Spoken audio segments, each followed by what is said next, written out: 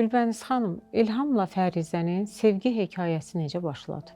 Fərizə ilə İlham arasında 8 yaş fərq var idi. İlham əsgər getmişdi.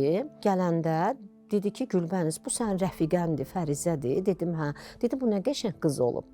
Eyni fikri Fərizə bir dəfə maşın yolundan küçədən biz keçəndə İlhamla təsadüfən üzbəüz gəldik.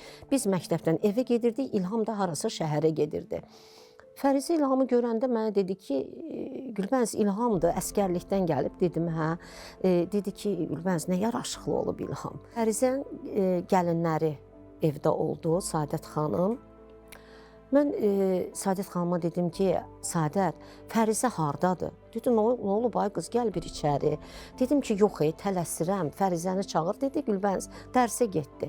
Amma indi çıxdı, qaçsan çatarsan. Mən bunun ardınca necə qaçdım? Arxadan çağırdım, Fərizə çöndü. Ondan sonra da razılıq verdilər və biz onlara elçi getdik. Bəs İlhamın şəhid olma xəbərini Fərizəyə necə demişdiniz? İlhamın cənazəsi gələndə Fərizə bildi.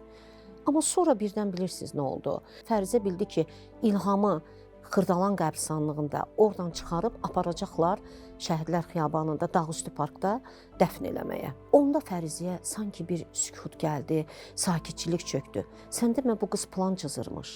Aşağı həyətdəki evdə İlhamın paltarlarını düzüb, sirkə turşusu, bir stakan içmişdi və məktub yazmışdı. Fərizə ilə İlham arasında 8 yaş fərq var idi. 19 yaşı var idi Fərizənin. 6 ay 19 gün ailə həyatı yaşadı. Yazırlar ki, güya qaynanası Fərizəni evdən qovmuşdu, heç mehriban deyildilər. İlham kimi oğuldan ötürü Fərizə mənim qardaşımdan ötürü canını fəda elədi. Valla Fərhad, Şirin, Leyli, Məcnun bunlar dastandılar. Fərizə gerçək dastandır.